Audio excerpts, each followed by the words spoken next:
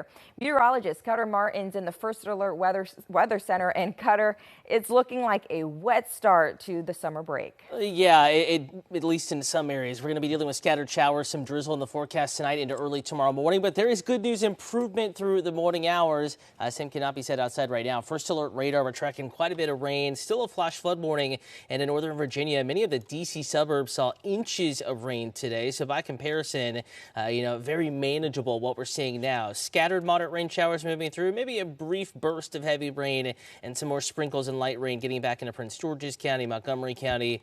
And we will see more of this across central Maryland overnight tonight. Lots of drizzle, and then embedded within the very light misty rain, maybe some heavier rain showers, especially now through about 6 a.m.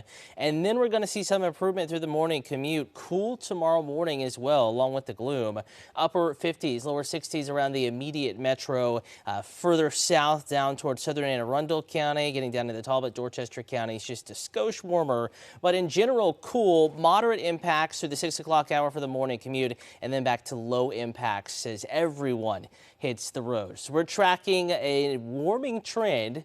We're talking 90s and at least one chance of some stormy weather as we get through the middle of the work week. Tracking that all, Casey, coming up in just a few minutes. All right, now turning to weather, meteorologist Cutter Martin's in the First Alert Weather Center. And Cutter, you mentioned it's going to be a bit wet for the start of the week. Yeah, Casey, out the door tomorrow morning, gloomy, foggy, drizzly, much like what we had this morning. And then we're going to see big changes on the way. Let's get to First Alert radar. You're probably hearing the pitter patter of raindrops up in Baltimore County, north and northeast of the city. Some of these showers moved through Baltimore City just about 30 minutes ago, rained heavily for a few moments, and then they moved on by. Further to the south, you see that flash flood warning. That was in effect due to inches of rainfall. Another one earlier in Prince George's County was in effect. Calming down here. So if you live in Baltimore, but you have to commute to D.C. for work, we're seeing improving conditions, still some high water on the west side. But in general, that rain rate is really starting to slack off, and we're seeing the water start to drain. Hour by hour forecast, drizzle and scattered rain showers through the earliest portion of the morning commute.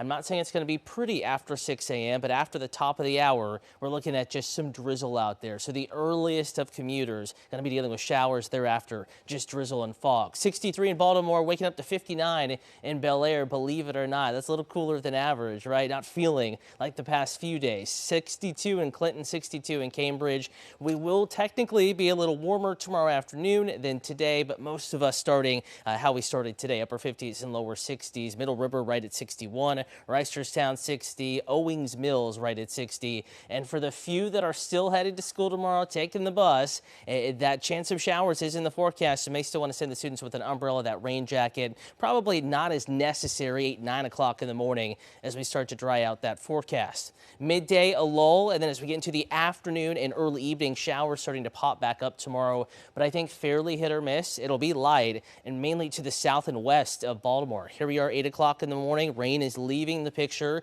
There's that kind of mid to late morning lull. Then as we get into the afternoon, another little ripple in the atmosphere riding our front through the state. And it's possible, again, mainly west and southwest of Maryland, we could see a little bit of shower activity south of the Potomac River. So tomorrow, a little bit drier than it has been this evening, but I still think a couple of showers, some drizzle around, and cooler than it should be. Average high temperature in Baltimore is 85. We're only going for 70 tomorrow. Westminster 70, 71 La Plata, Easton 73, Cambridge 72.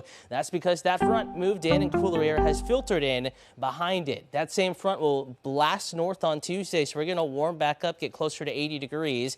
Isolated showers and storms Tuesday. Wednesday's a similar setup. Hotter too. High temperatures, upper 80s, lower 90s, even eastern shore communities, even close to the bay, pushing 90 degrees. Up in Hagerstown, upper 80s, 90 in College Park, D.C. close to that. Beaches will be warm as well.